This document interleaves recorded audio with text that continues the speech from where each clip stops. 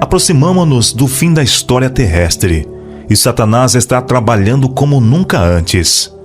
Ele está procurando atuar como dirigente do mundo cristão. Com uma intensidade que é incrível, está agindo com seus enganosos prodígios. Satanás é representado andando em derredor, como leão que ruge procurando alguém para devorar. Deseja envolver o mundo inteiro em sua confederação. Ocultando sua perversidade sob o disfarce do cristianismo, ele assume os atributos de um cristão e alega ser o próprio Cristo. A palavra de Deus declara que quando isso corresponder às intenções do inimigo, por meio de suas instrumentalidades, ele manifestará tão grande poder sob a aparência de cristianismo que, se possível fora, enganariam até os escolhidos. Como os espíritos professarão fé na Escritura Sagrada e demonstrarão respeito pelas instituições da Igreja, sua obra será aceita como manifestação do poder divino.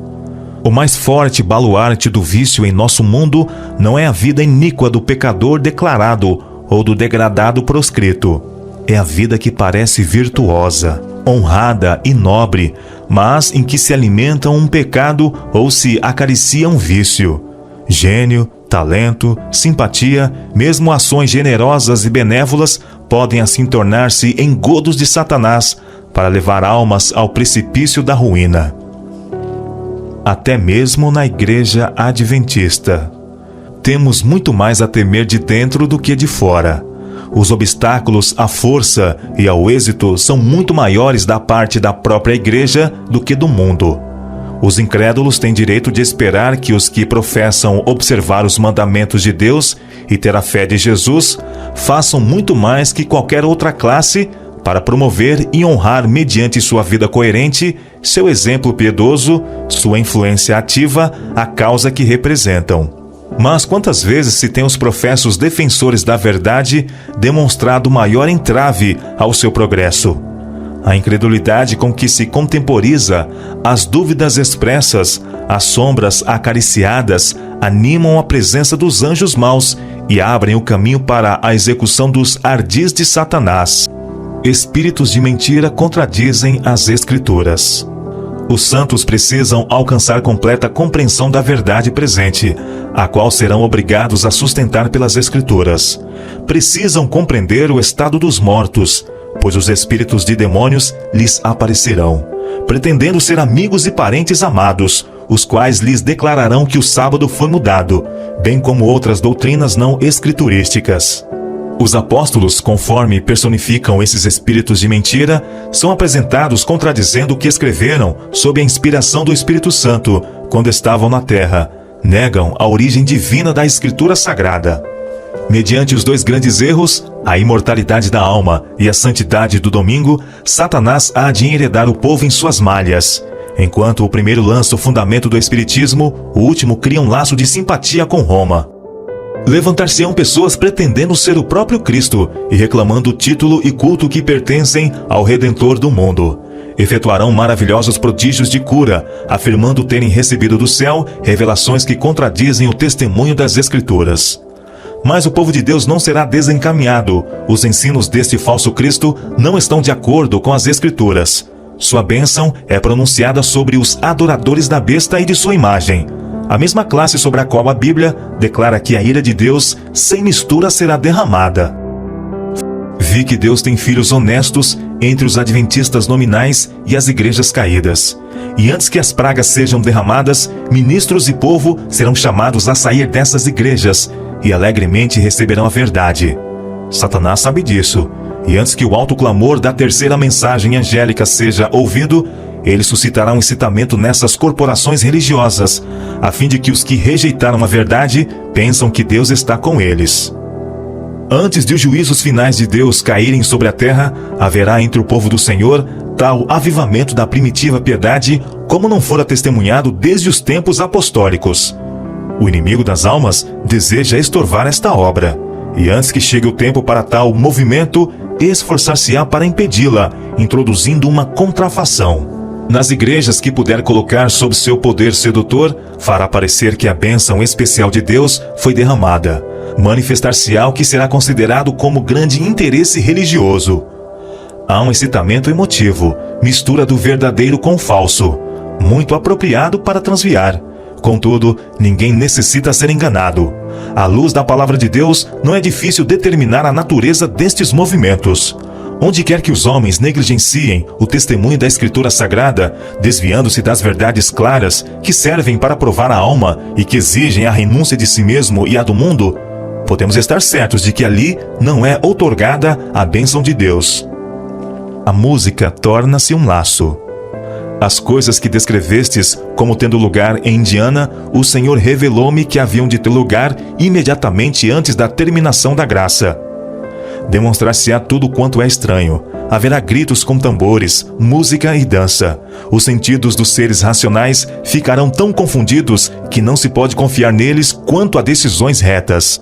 Uma balbúrdia de barulho choca os sentidos e perverte aquilo que, se devidamente dirigido, seria uma bênção.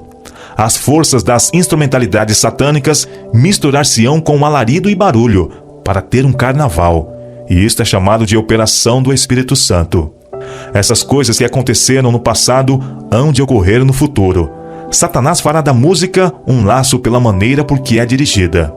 Não demos lugar a essas estranhas tensões mentais, que afastam, na verdade, a mente das profundas atuações do Espírito Santo. A obra de Deus sempre se caracteriza pela calma e a dignidade. Satanás usará toda oportunidade para seduzir os homens e desviá-los de sua lealdade a Deus. Ele e os anjos que caíram com ele aparecerão na terra como homens, procurando enganar. Anjos de Deus também aparecerão como homens e usarão todos os meios ao seu alcance para frustrar os desígnios do inimigo.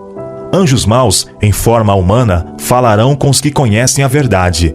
Eles interpretarão mal e desvirtuarão as declarações dos mensageiros de Deus. Os adventistas do sétimo dia esqueceram a advertência dada no 6º capítulo de Efésios?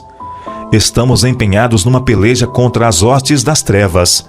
A menos que sigamos nosso dirigente bem de perto, Satanás obterá vitória sobre nós. Anjos maus, disfarçados como crentes, atuarão em nossas fileiras para introduzir um forte espírito de descrença. Não permitais que nem mesmo isso vos desanime, mas trazei um coração leal ao socorro do Senhor contra os poderes das agências satânicas. Esses poderes do mal se juntarão em nossas reuniões, não para receber uma bênção, mas para combater as influências do Espírito de... O inimigo está se preparando para enganar o mundo inteiro por seu poder operador de milagres. Ele pretenderá personificar os anjos de luz, personificar a Jesus Cristo.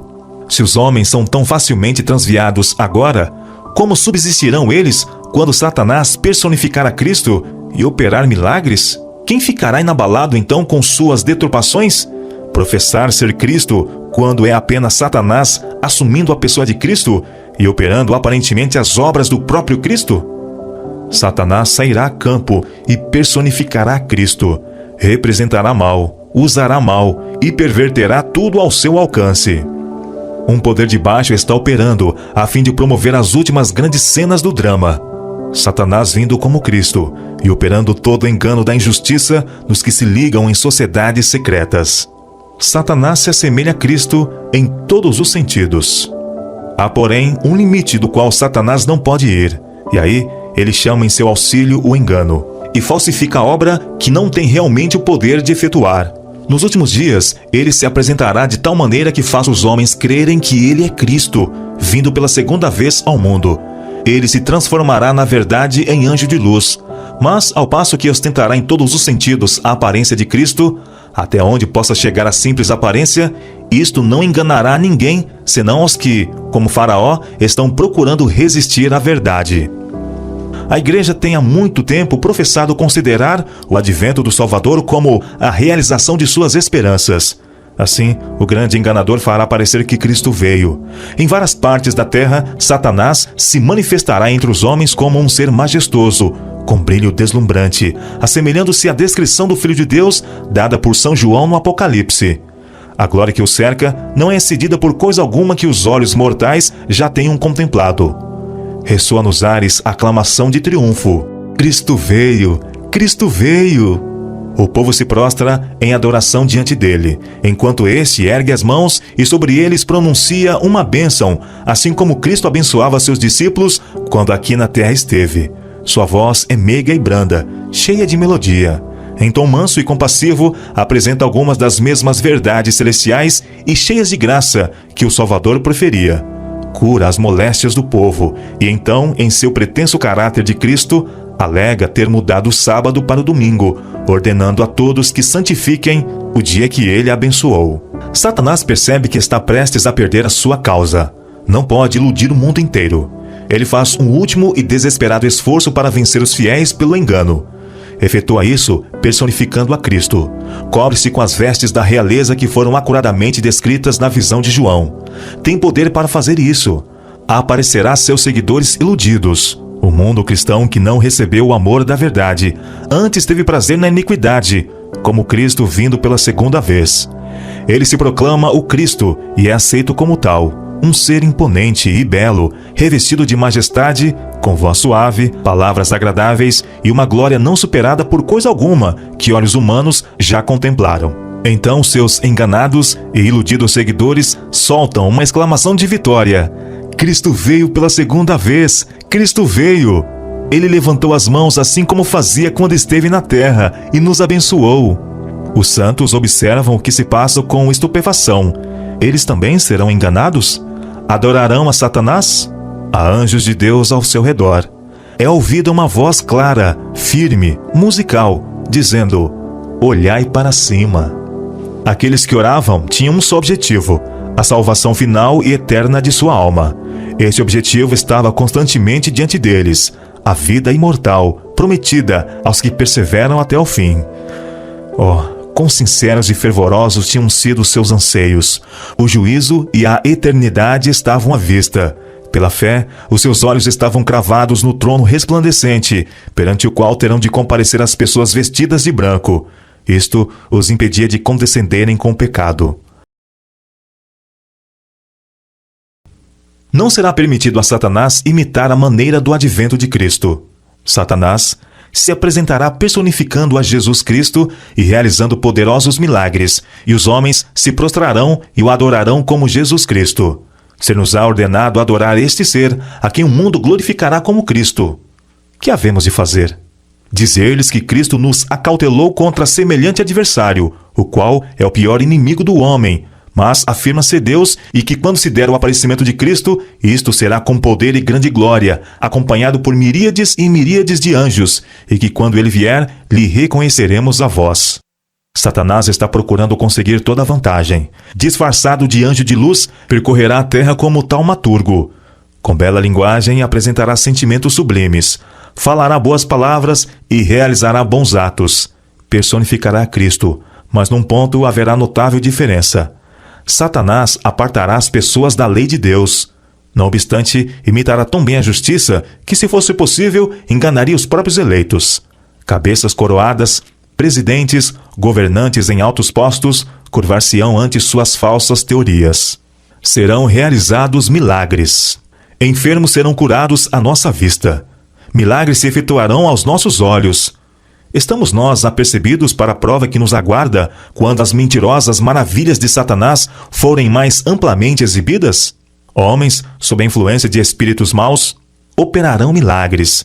Essas obras de cura aparente levarão os adventistas do sétimo dia à prova. Os homens são enganados por sinais que os agentes de Satanás têm poder para fazer, e não pelo que pretendem realizar. Nessa época, aparecerá o Anticristo, como o Cristo verdadeiro, e então a lei de Deus será anulada completamente entre as nações do mundo. Sazonará a rebelião contra a santa lei de Deus. Mas o verdadeiro chefe de toda essa rebelião é Satanás, disfarçado em anjo de luz. Os homens serão iludidos e o exaltarão ao lugar de Deus, deificando-o. Mas a onipotência intervirá, e as igrejas apostatadas que se unirem na exaltação de Satanás, se expedirá sentença. Portanto, num dia virão as suas pragas, a morte e o pranto e a fome, e será queimada no fogo, porque forte é o Senhor Deus que a julga. À medida que se aproxima o segundo aparecimento de nosso Senhor Jesus Cristo, instrumentalidades satânicas são impelidas por um poder de baixo. Advirto nosso povo de que bem em nosso meio alguns se volverão da fé e darão ouvidos a espíritos sedutores e doutrinas de demônios, e por esses a verdade será difamada. Uma obra maravilhosa deve ser feita. Ministros, advogados, doutores que permitiram que tais falsidades dominassem seu espírito de discernimento serão eles próprios enganadores, unidos com os enganados. Uma embriaguez espiritual tomará posse deles.